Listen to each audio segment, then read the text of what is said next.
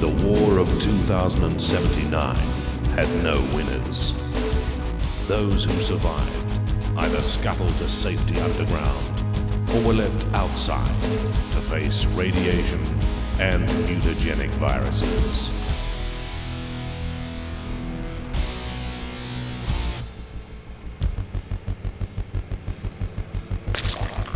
Over 60 years have passed, and now the two armies wish to own the surface.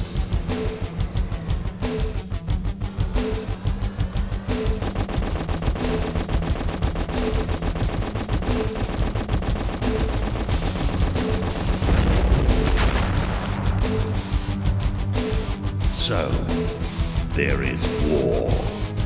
It is a war for land, for oil, for humanity, and it is for keeps.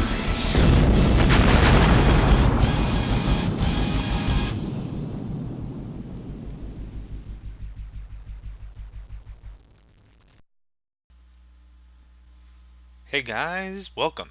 Welcome. John Megacycle here, introducing to you KKnD Crush, Kill, and Destroy Extreme. This is the first in the KKnD series. There were only 2 games. This game is another RTS that really got me into strategy play. This is one of those games, aside from Command & Conquer, that whole series is an absolute gem. This is one of those games that I really thought was pretty underrated. Even when it came out, I don't even know, 2 decades ago, darn near, decade and a half ago, when I played this. This is definitely a game I come back to, and I'm so thankful I was able to find a version that runs in Windows 7 or whatever it's going to be by the time this is released, because Windows 10's around the corner, no one cares. Anyhow, I wanted to at least show you the introduction, the story behind this one. It's not so much a battle of factions, it's a battle of whole races. You have the survivors that went underground during the war. You have the evolved that stuck around during the nuclear fallout and mutated out of insects and creatures and humans that stuck around and didn't have the luxury of shelter. And you've got really these 2 distinct different gamers, races, breeds, however you want to throw it in, but it's really, as the movie says, you play for keeps. This is a war for the surface, and what I want to do is I just want to play a bit of Chaos Mode for you guys. We can go through all the missions, we can play through all that stuff, but at first, I at least want to introduce some gameplay. Chaos Mode is their version of a skirmish. Fairly straightforward. I'll just go through this real quick. Let's take care of that player name real quick. Whoop. Hang on. Oh, it doesn't take Megacycle. M-Cycle? J-Megs? J-Megs, whatever. Let's stick with that. Works for me. Alright, RUs are resource units. So what we're going to do is we're going to crank this up to max, and the reason why we're going to do that is the way this works is that AI gets a fully constructed base. The AI is not really set up in this game to start from absolute zero to build up. They have a fully constructed base. All the AI does, even your allies. So when you're going off on this, that's really how this functions. So giving myself a little bit of a resource boost is, again, I just want to treat this more of a showing rather than a tutorial for tactics. Urban Assault is by bar none my favorite map. Bunkers, what these are is they're like crates. When the first player finds a bunker with a unit, that player is granted a super unit. This super unit isn't like a Supreme Commander super unit. It's just a better than average unit you get to have. I usually shut those off. We'll leave them off for this mission. Color blue is fine. I do enjoy playing as a survivor. Now the way this works is for the allies and the enemies, you can have up to 6 players including yourself. There's no 1 versus 5 stuff. So this is really predetermined locations of a pre-set up base. If you have less or more, that's fine. I think for some of the challenges we'll go 0 allies, 3 enemies, but for right now I just want to give you a taste of the game. Hard difficulty, I got no problem with that. So this is going to kick off pretty quick, and I got nothing else. I hope you enjoy it. Okay, let's kick this thing off, shall we? First of all, we have our resource units, menu, and question mark for information. Allows us to hover over anything, see what things are called. Right now, we start off with our mobile outpost. Really, it's an MCV for CNC lingo, just so you guys are familiar with the kind of terminology. The outpost allows us to build structures. Now, the cool thing about KKnD is you can build all the structures you want at the same time. So there's that. We're building a power station and a research lab by just getting these started right away, considering we can already hear gunfire. What the power station does is allows us to build a derrick, or actually we get a tanker out of the power station. Out of the machine shop, we're going to build a derrick. A derrick is going to sit over the oil and is going to build a structure that allows us to transfer the oil from where it is to our power station to produce credits. We have our research lab. The research lab allows us to upgrade structures and produce better units. The tech tree in KKnD isn't so much build structures, get new units. Like in Command & Conquer, you're used to building a radar and a tech center, which are important to the tech tree. For KKnD, you do research on a structure. In this case, I'm researching my mobile outpost. It's going to give me a radar capability, allow me to build better infantry units because it also doubles as a barracks, and also allow me to build defensive structures. So in a second here, you'll see that we have a rifleman, a SWAT, and a technician, and bam, we just got access to the flamer unit. We're going to keep researching there out of the mobile, well, now it's a regular outpost, and make sure that we have some of the best tech available to us. So as we're doing that, I'm just trying to get these derricks on position on top of the oil plots. They'll deploy into a derrick, and then the tanker will go in and pull the resources out and bring them to the power station to be processed. Now, we're going to do a little looking around on the map. We have two allies. You can hear there's a lot of gunfire already. To the south and to the east, we have our two allies. So let's just do a little bit of looking. Upgrade complete. There's that. There we go. So here is where the front line is going to be. This ally takes a big brunt of the battle, because this is the main flow point for the other enemies to come through. So we're just going to do a little bit of scanning of the map so I can give you an idea of how this one operates. Yes, sir. Yeah. Ready. Moving. Yes, sir. Ready. Yes, sir. Okay. Very good. Continuing our research. Tech leveling research start. Every structure has a couple of things here. The green is the health. The red is different with infantry when you're doing, let's see, what are they called? Vandals? Not vandals. Sappers? Sappers and saboteurs. Those are important for those. It actually signifies the amount of guys in the structure. We won't worry about that now. But the blue marks are the tech tree. So as we've been researching, you'll see now we have a few more infantry at our disposal we can build. And that's how KKnD does its research. There we go. Maximum tech level, we can't research anymore. We're going to start researching at our machine shop. The reason why I wanted infantry as quickly as I can is because we're going to go with the sniper. The sniper is an elite infantry unit and is going to be an excellent help in our offensive and even defensive capabilities. Okay? Now, as I mentioned, everyone has a complete base already. Every AI unit has a full base. So when we started the game, these guys are all ready to rock. And that's why I wanted to make sure that I had enough resource units to make sure I could catch up quickly. Did I need all 15,000? Probably not. But again, I wanted to treat this as more of a tutorial for you guys. Or at least more of a how to play and what to expect as opposed to a tactics sort of a thing. Now the thing is, we started the game with some very low-ended units, so we're not going to be too much of an effect here. Our army just got wiped out. Mostly low-tech stuff like I mentioned, but now that we're upgrading our tech, I'm building what's called the ATV flamethrower. It's exactly what you'd think it is, but we also have our snipers to back us up. These things in a pack can be great. Now let's see, we talked about tech, we talked about resources. The idea thing is whenever you build your derrick and your power station, you have at least 2 tankers. That's the bare minimum for that to be effective. Now, as the distance gets a little bigger between the power station and the derrick, you're going to need some more tankers. And we'll be able to build those in a second. Right now, I really just want to make sure my ally is not outgunned. By making sure we strategically place our snipers, get them in a good position, I think we'll be alright. Now, I need to keep an eye on both of my allies. The AI in this game is a little weird, and I'll explain that in a bit.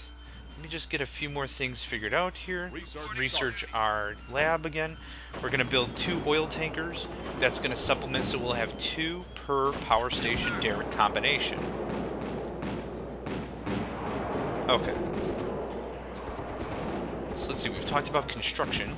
We've talked about tech and research.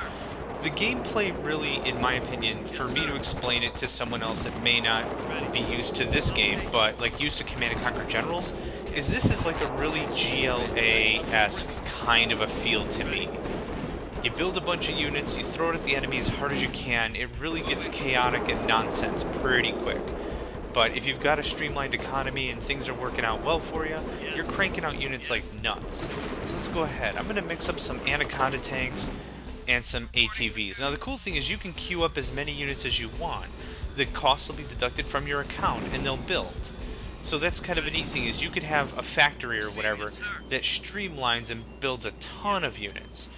In addition, something I didn't explain earlier is when you queue up units up to 9, if you queue one more, you queue infinity, or continuous build mode, as it's mentioned in some other games.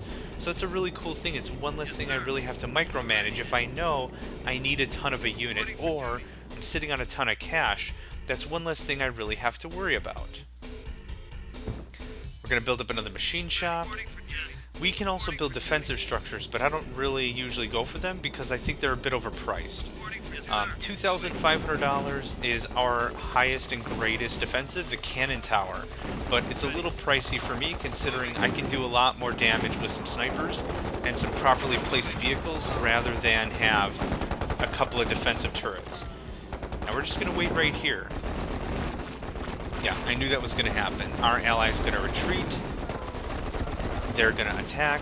Now, the way this game really functions is the AI has a really identifiable ebb and flow, and that's how I like to explain it. It's like the rise and the fall of the tide every day. You can identify it, you can see what's going on, and you can understand how it all works, and this is how this happens. The units, more specifically the AIs that are playing, have a certain build order of units they're trying to build. Once they reach that order, they'll send out the attack. Now this is a little hard to see, but the enemy, or actually, this is not an enemy, this is an ally. They're building a bunch of units. When those units are complete and the battlements or the army is ready, they'll send to attack. It's pretty straightforward, so you can tell about how much hardware you're going to get thrown at you in these early stages of the game. Now, depending on who you're playing, how you're playing, the AI will kind of shift a little bit based on that. You'll also notice that after the enemy takes a bunch of damage, they may retreat. And when they retreat, they won't turn around and fire. Now this missile crab has a turret on its back, so it can run and shoot at the same time. But now that they've retreated, they know they're back to defending their base. We can attack right now and it would be perfect because their army is in pieces. So that's kind of the idea. When you really start to understand why and when an enemy attacks, and how often they attack, you can use that really a lot to your advantage. Speaking, the very best time to counterattack is after you've rebuffed an enemy's army. They threw all their hardware at you, you take out their attack, you counterattack, and then the only thing you really have to worry about is any new units they've constructed, or their base defenses. Okay? Cool. Next, let's talk about veterancy. This is one of the really cool concepts I've liked in this game because during the same era in Command & Conquer, it wasn't really something that was implemented. Each of these units have a bar around their health. Some units are gray, some units are blue, and some units are even red. Do I have a red? I do have a red.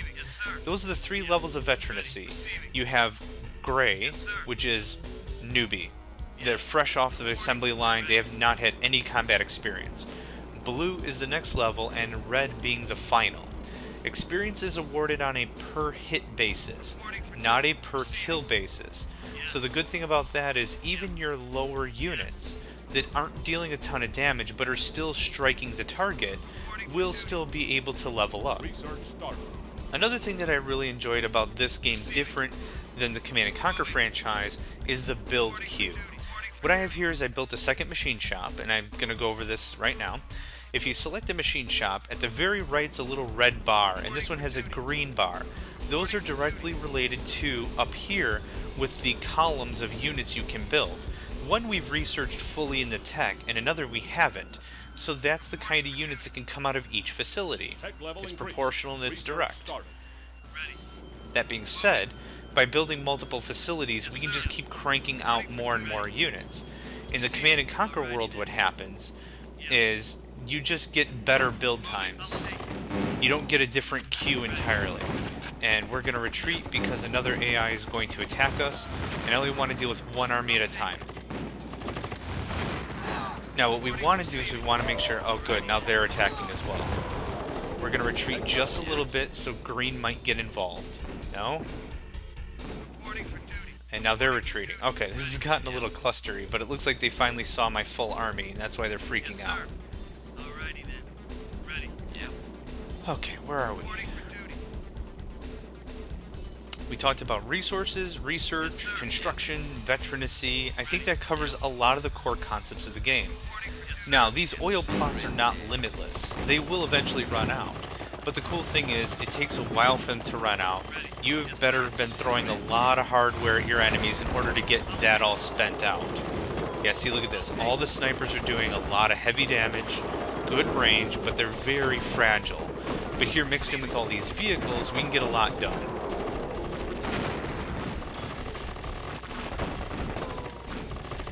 And the problem is none of my vehicles really stepped up, and these guys are all clustering over here. Yes, sir.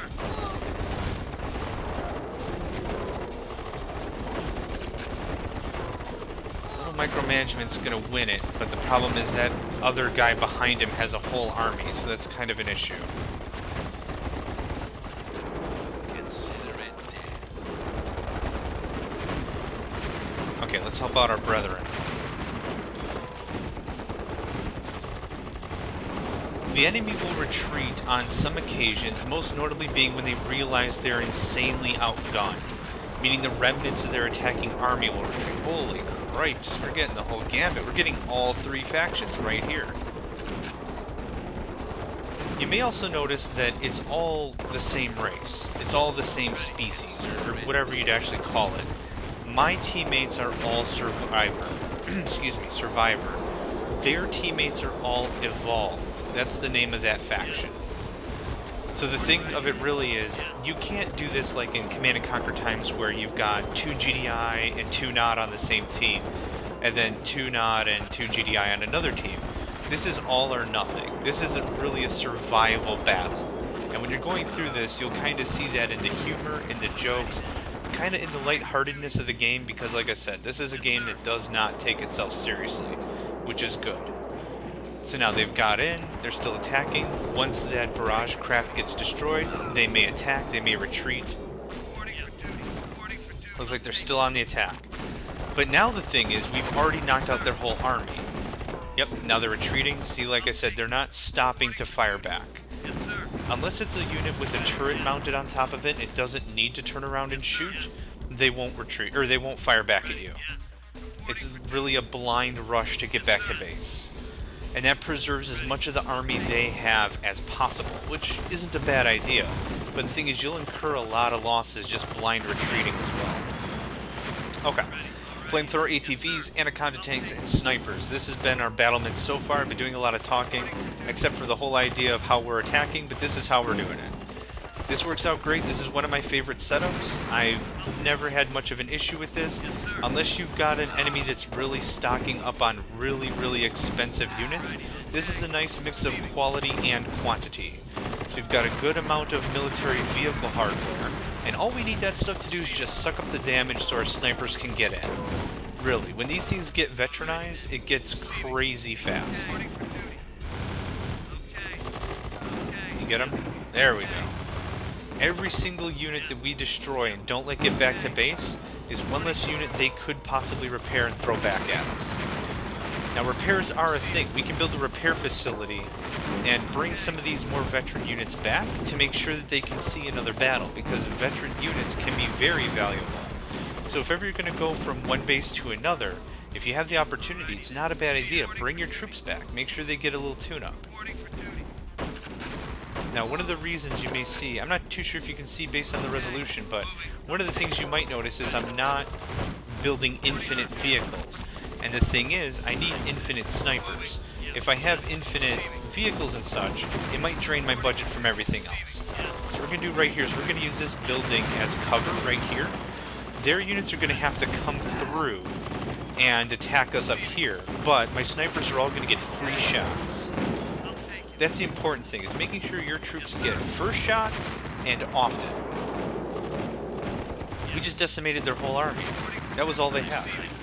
And we didn't lose much at all. Get up. So if we leave our troops just like this, a lot of them are blue veteran, they'll repair themselves. So now's a really good time for us to come back to base, get fresh units, and get restocked up. So all you have to do is really leave them alone, and they'll repair up. But there's a couple things I want to do. I want to clear out this last enemy. Hearing a lot of fighting. Okay, I saw this army going up. I was a little miffed or a little scared about it, but we've got more than enough reinforcements on the ally side. Upgrading our outpost also gives us a map, which is nice, but I rarely keep it up. I usually like to look around on my own. We also have the Wilbur Bomber. The benefit of that is that you can use it to clear out a bunch of units. It's kind of slow to arrive, and it can be shot out of the sky. So it's not really super reliable, but it can be handy if you know your enemy's got a huge army just sitting around. It's really good against units, not so much against structures. Now our army's kind of in pieces here, but I wanted to push a little bit, and it looks like that pushing paid off because this guy's not going to have much left. And once the rest of our army actually is ready to go,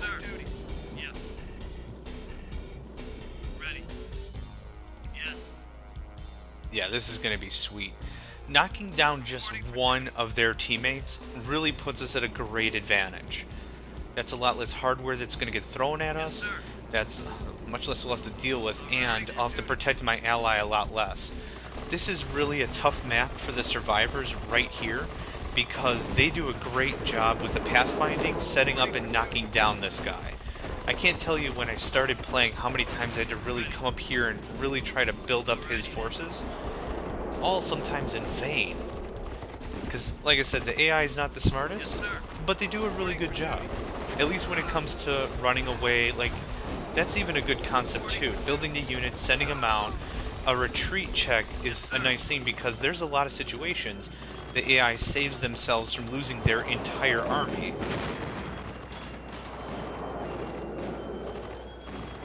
Oh, you guys on the attack? Yeah, you can see there's a good mix of units here. They don't just build all of one thing, and that good diversity really adds up. Okay, I want to go this way. I don't know which direction you're going. It sounds like you guys are having fun over there. Now, the neat thing about Shroud in this game is once you see it the whole game. So in Command & Conquer, other games, you have a fog of war, which is territory that you might not see after you've revealed it because you don't have anyone actually spotting the area.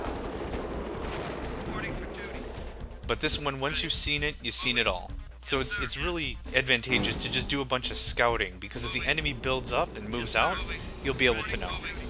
Alright, we're just going to move in, get the missile crab. It's a heavy hitter right there.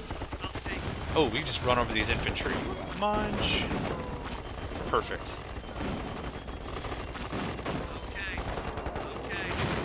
There's all the vehicles. Let's get these defensive structures down before they rebuild. Excellent. So just like most, well, I shouldn't say all. I was going to say all, but with most RPGs, oh my gosh, RTSs, you do this with control groups. And I know I've explained this a few times, but I'll explain it anyway. Highlight the units you want, hold the control on the keyboard, and hit a number that you want, and then all you have to do is hit a number, and you'll call up those same forces. It's very nice, especially when it's like, oh, those guys are attacking. I want these guys to start moving up. Put a number on them. Make sure that you keep track of them, and I don't have to watch them anymore. So that's a really handy thing. You hear that? It sounds like my allies really getting some distance, which is great. Cool. Let's get this map out of here. It always just kind of bugs me. I don't know why. I just rarely ever have it up.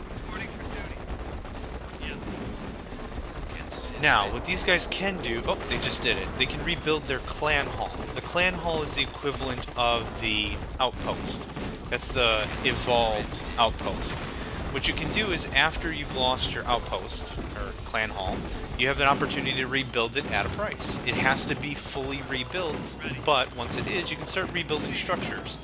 Not too bad. It gives you like a one more try to really make it somewhere, but once you've really lost your clan hall the first time, you're kind of done. Because that really signifies I'm so far into your base, the damage is almost unrepairable unless I lost my entire army and their allies really came back, ramped up, and saved the day. It sounds like that's not going to happen for these guys. I'm going to go back and mess with that clan hall, though, the very second these grape shot turrets are done. Reporting for duty. Yes, sir. Ready. Consider it dead. Good. Perfect. Once we take care of this clan hall, that's 2 down. Now, you can see it's not building anything. It is just the front end of it. The way structures operate is once you plant it, it'll deduct from your account actively until the structure is complete. Once this is done, this AI is toast. Perfect. Let's get back into position. We've got, oh wow, we've got some hardware. And if you understand the economic system, like I said, building 2 tankers, making sure they're close to the oils to the power station, you can get a good-sized army slapped together in not a lot of time. And there's other plots all over the place. So even if you tap your first reserves, there's still quite a bit around. Reporting for duty. Yes, sir. Oh, looks like they're really pushing. Ooh, one more thing. Before we get too much farther, one thing that really sold me on this game is the music.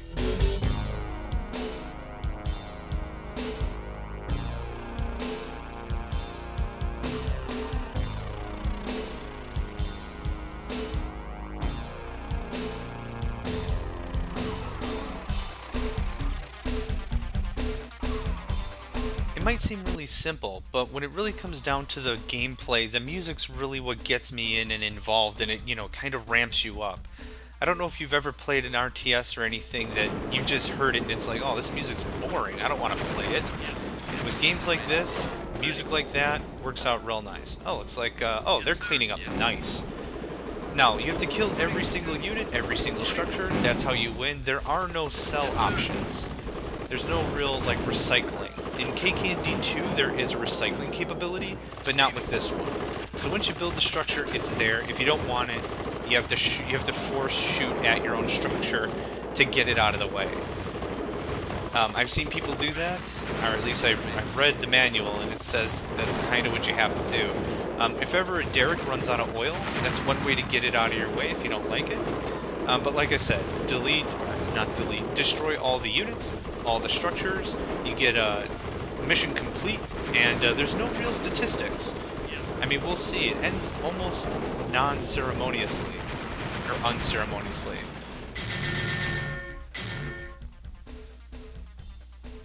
Done. Mission complete. That's it.